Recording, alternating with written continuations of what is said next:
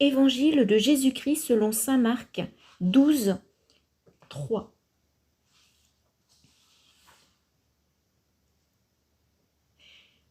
Après cela, Jésus se met à leur parler en prenant des comparaisons. Je vais reprendre un peu plus tôt. Croyez en Dieu.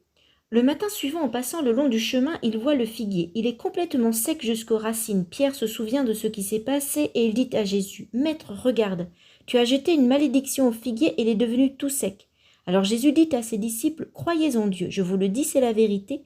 Quelqu'un peut dire à cette montagne, « Va-t'en, jette-toi dans la mer. » Si cette personne n'hésite pas dans son cœur, mais si elle croit que sa parole va se réaliser, alors Dieu fera cela pour elle. C'est pourquoi je vous le dis. Quand vous priez pour demander quelque chose, croyez que vous l'avez reçu et Dieu vous le donnera. Et quand vous êtes debout pour prier, pardonnez à ceux qui vous ont fait du mal. Alors votre Père qui est dans les cieux vous pardonnera aussi vos fautes. De nouveau, Jésus et ses disciples entrent à Jérusalem. Pendant que Jésus marche dans le temple, les chefs des prêtres, les maîtres de la loi et les anciens s'approchent de lui.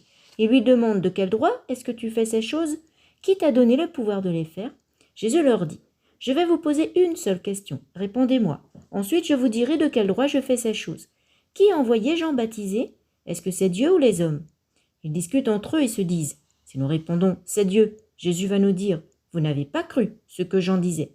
Pourquoi donc? Mais si nous répondons, ce sont les hommes, alors. » Ils ont peur de la foule.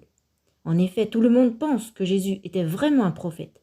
C'est pourquoi ils répondent à Jésus, « Nous ne savons pas. » Et Jésus leur dit, « Moi non plus, je ne vous dis pas de quel droit je fais ces choses. » Après cela, Jésus se met à leur parler en prenant des comparaisons. Il leur dit, « Un homme plante une vigne, il l'entoure d'un mur, il creuse un trou pour le pressoir à raisin, il construit une tour pour surveiller la vigne.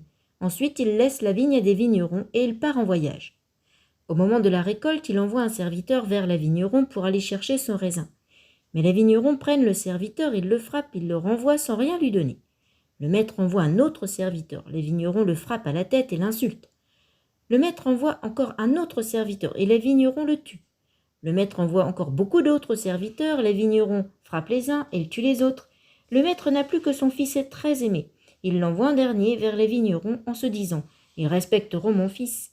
Mais ces vignerons méchants se disent entre eux « C'est lui qui sera le propriétaire plus tard, venez, tuons-le, et la vigne sera à nous. » Et ils prennent le fils et ils le tuent, et ils jettent son corps en dehors de la vigne. Jésus demande